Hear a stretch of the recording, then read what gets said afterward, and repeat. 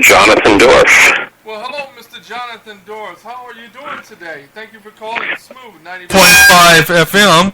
Thank you for calling to the station. So tell me about your production. I understand you had to put everything to hold to call into the station today, huh?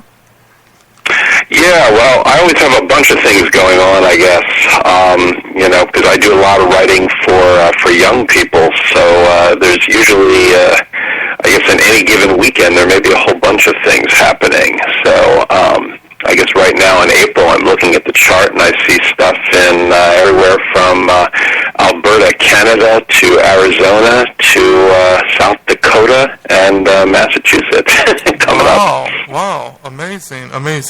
So how did you, tell me a little bit about your production. Well, let me talk to you about a particular one that's coming up, because it's a premiere that's coming up in May, actually. So this one is a new play. It's called You Should Never Eat Your Heroes. And it's a one-act play set in a high school where sort of a hero alum has come back, or at least she's the hero to this one girl, but apparently the alum is not quite as nice as she would like, I guess, or the public to think that she is. And she ends up actually attacking the girl and accidentally gets killed. And then it becomes, where does the body go? So it's sort of a Sweeney Todd meets high school. And so that one is actually going to be at a school in Pennsylvania called Lancaster Country Day, and that's going to be on Memorial Day weekend, and that's going to be the first production of that play ever. And then after that, it's going to be published by Playscripts. Wow, amazing. So tell me, if there's something that you want new actors or actresses to know about this industry, what is it that they really need to know? You've been in this industry for a minute, so tell us, what is the ins and outs that they need to know about branding?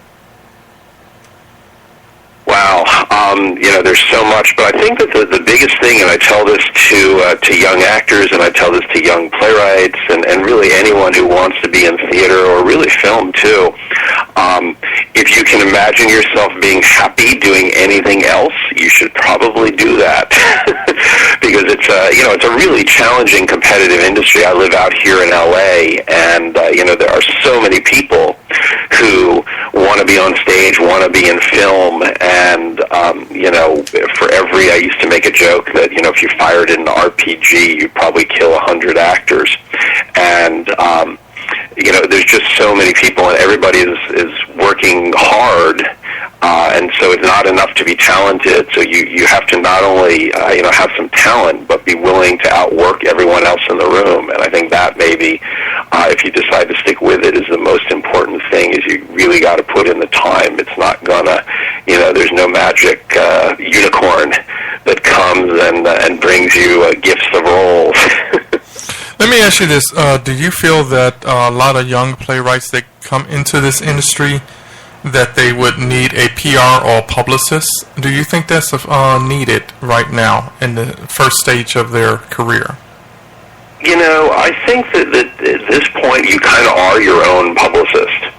I have a website, for example, JonathanDorff.com, and I direct a lot of people there, but I also have a Twitter feed, John Playwright. I have a Facebook fan page. I have email lists that sort of originates from my website, but also all the people who produce my plays, they get on my email list. And so I think that, it's sort of up to you to be your own PR person. It's really easy, especially with the internet, to kind of get lost in all the noise.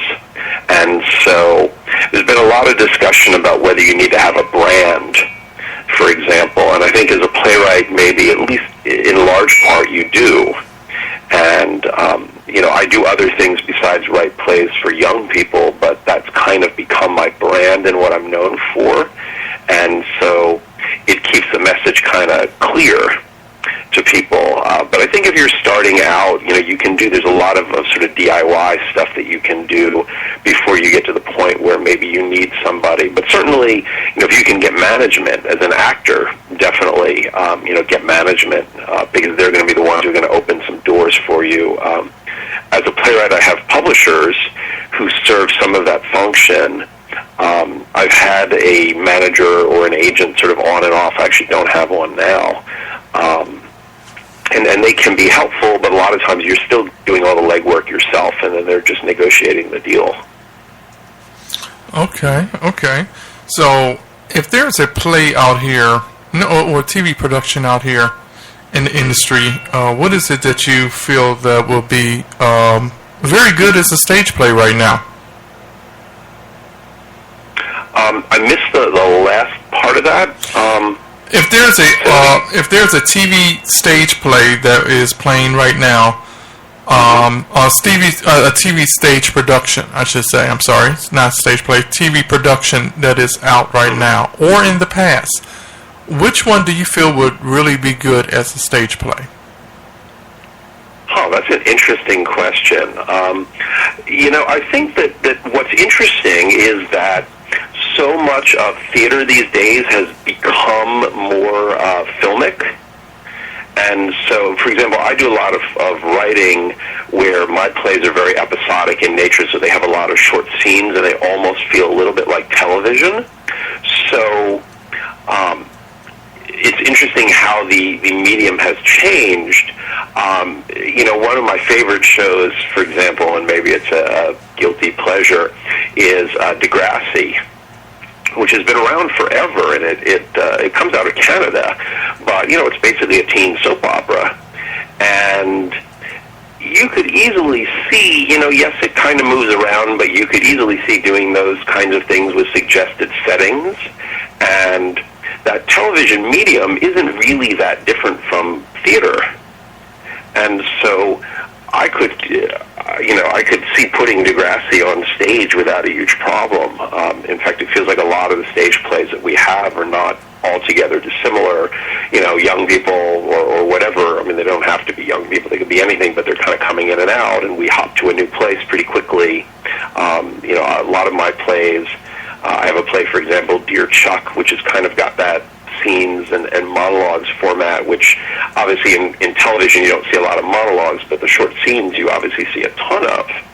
And so I think that these days, and I think that's the influence of television, has done that to theater in the same way that theater productions now, I vote in the Ovation Awards out here in LA, and you'll see shows. I saw one show that was 100 minutes no intermission. I saw another that was 90 no intermission. I saw 80 no intermission. And I think that's indicative of the changes that we're seeing in the form. Nobody's writing 5-act, 3.5-hour plays anymore. Well, every once in a while maybe, but not in general. Okay. Have you been in any TV productions? I've not really. I actually shot my first short film